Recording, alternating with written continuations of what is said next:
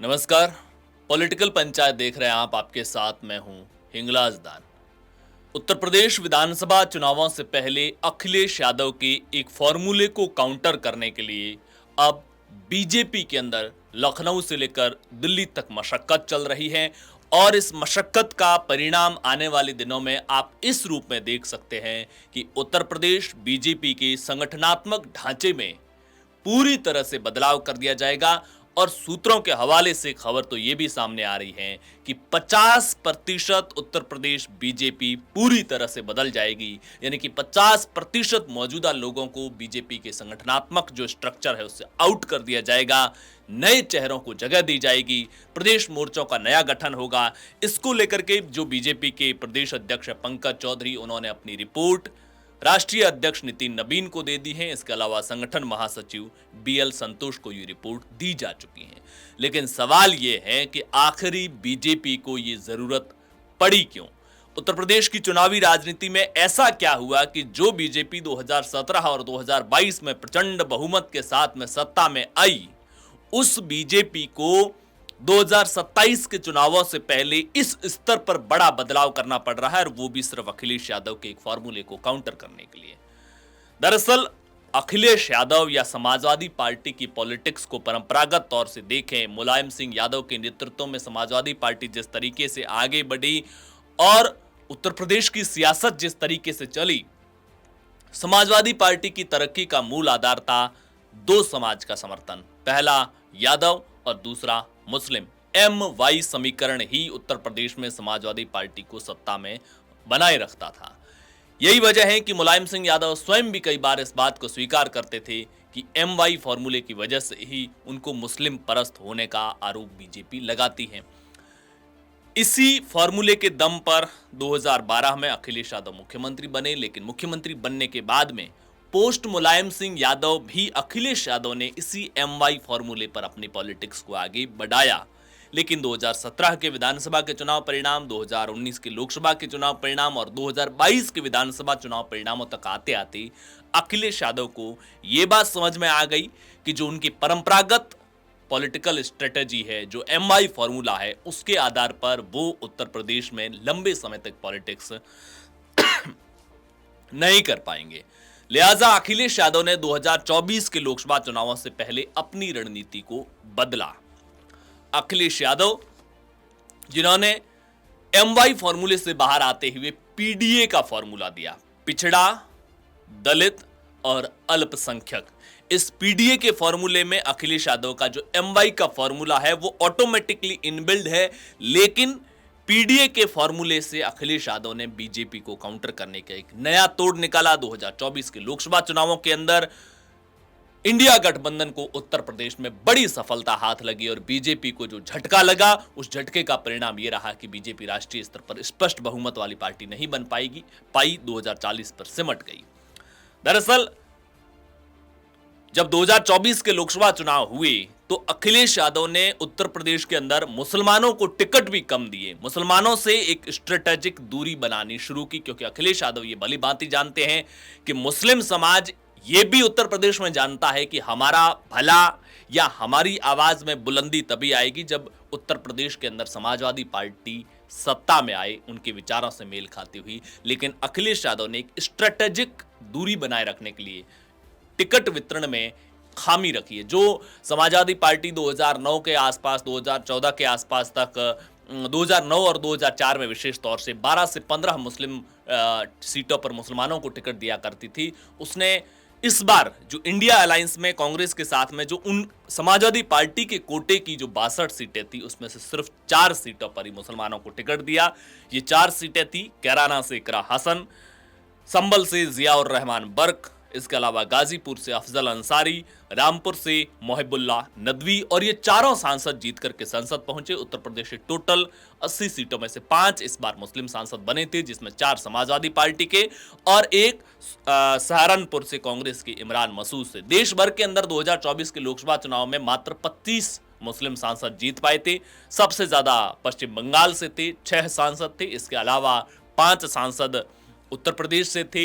इसके अलावा जम्मू कश्मीर और केरल से 3-3 सांसद थे और असम से 2 मुस्लिम सांसद जीत करके संसद में पहुंचे थे। पीडीए का फॉर्मूला अखिलेश यादव का यह मानना है कि उन्हें सत्ता तक पहुंचाएगा, नहीं तो कम से कम सत्ता के करीब ले जाएगा। उत्तर प्रदेश में अखिलेश यादव का यह मानना है कि पीडीए का फॉर्मूला ही उनके कमबैक का फॉर्मूला होगा। इसको स्ट्रेटेजिक तौर पर अखिलेश यादव कांग्रेस के साथ गठबंधन के जरिए भी आगे बिठा रहे हैं, क्योंकि इसमें जो दलित वोट बैंक है, दरअसल मायावती का जो दलित वोट बैंक है, वो जब मायावती से जो नॉन जाटव अगर दूर भी होता है तो समाजवादी पार्टी के साथ नहीं जाता है। लेकिन 2024 के लोकसभा चुनाव में कांग्रेस का समाजवादी पार्टी के साथ गठबंधन होने की वजह से वो दलित वोट इंडिया गठबंधन की तरफ भी गया, जिससे अखिलेश यादव के हौसले और भी बढ़े हैं। अगर इस टोटल गणित को देखा जाए तो पिछड़ा, जिसमें ओबीसी और ईबीसी आता है, दलित और अल्पसंख्यक को मिलाकर के 80% का पॉकेट बनता है। लेकिन यह 80% जितना आसान दिखता है उतना आसान है नहीं, क्योंकि दलितों के अंदर जो 21% दलित समाज का वोट बैंक है, उसमें 11% जाटव है, और जाटव आज भी मायावती का वफादार वोटर है। बचे जो 10% है, उसमें भी दलितों के अंदर पासी समाज के 3 से 4% वोट है, वाल्मीकि और कोरी समाज के 2-2% के लगभग वोट बैंक है, और बाकी का अगर 4-5% देखा जाए तो तमाम बड़ी जातियां, इसमें इन 3-4 जातियों दलितों के अलावा किसी का भी 1% से ज्यादा वोट नहीं है। बहुत छोटे नंबर है। और नॉन जाटव दलित पिछले कुछ समय में बीजेपी के साथ भी अलाइन हुआ है। बीजेपी ने बहुत उत्तर प्रदेश के अंदर एक स्ट्रेटजी अपने हिंदुत्व के फॉर्मूले को धार देने के लिए देखा कि समाजवादी पार्टी का ओबीसी के अंदर भी वफादार वोटर यादव है, लिहाजा बीजेपी ने नॉन यादव ओबीसी पर अपना ध्यान दिया। दलितों के अंदर मायावती का सबसे वफादार वोटर जाटव है, लिहाजा बीजेपी ने नॉन जाटव दलित वोटर को अपने साथ जोड़ने की पूरी रणनीति पर काम किया। अगर पिछड़े वर्ग के 21% वोट की बात करते हैं तो जिसमें माफी चाहूंगा दलितों के 21% है, पिछड़ों के 40 से 45% ओबीसी और ईबीसी मिलकर के होते हैं।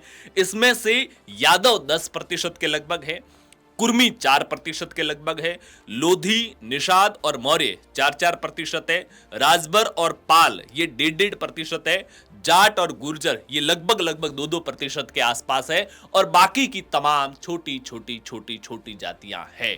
अखिलेश यादव को यह लगता है कि हिंदुत्व को काउंटर करने के लिए पीडीए का फॉर्मूला सक्सेसफुल रहेगा। 2024 में सक्सेसफुल रहने के कुछ और कारण भी थे।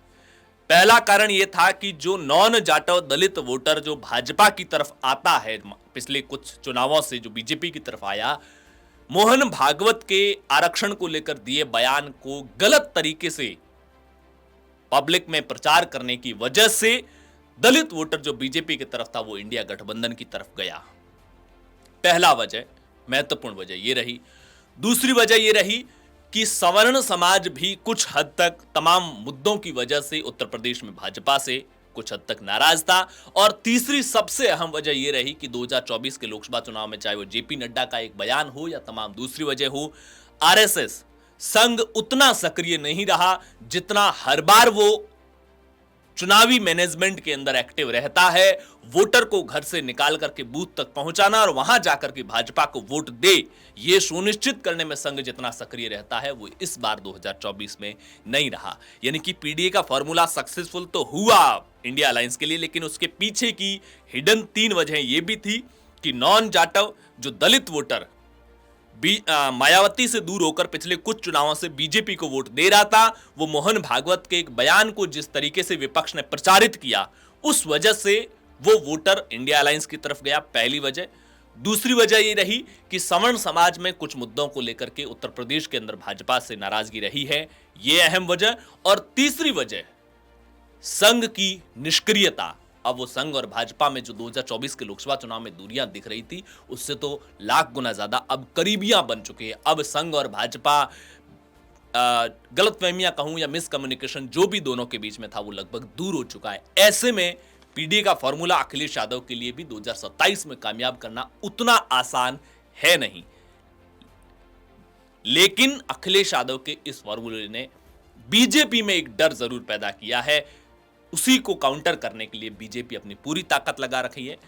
प्रदेश के अंदर जो भाजपा के जो अलग अलग मोर्चे होते हैं, युवा मोर्चा, महिला मोर्चा, अलग अलग जातियों और वर्गों को लेकर जो सेल बने होते हैं, तो जो प्रदेश स्तर के मोर्चे होते हैं उसमें पूरी तरह से बदलाव की तैयारी की जा रही है। पिछड़े और दलित वर्ग के तबकों को प्रतिनिधित्व देने की बातें आ रही है। युवा चेहरों को ज़्यादा से ज़्यादा प्रतिनिधित्व दिया जा रहा है ताकि युवा चेहरों में एनर्जी रखनी ज़रूरी है।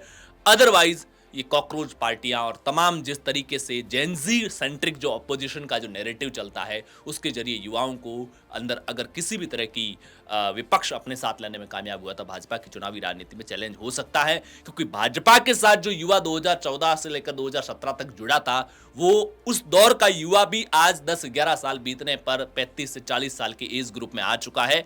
नए दौर का जो युवा तैयार हो रहा है, जो वोटर बनता जा रहा है, ये एक जेनजी टाइप के कैंपेन से जल्दी प्रभावित होता है। 11 घंटे रीले चलाने वाला ये समाज है, लिहाजा बीजेपी फूंक फूंक कर कदम रख रही है।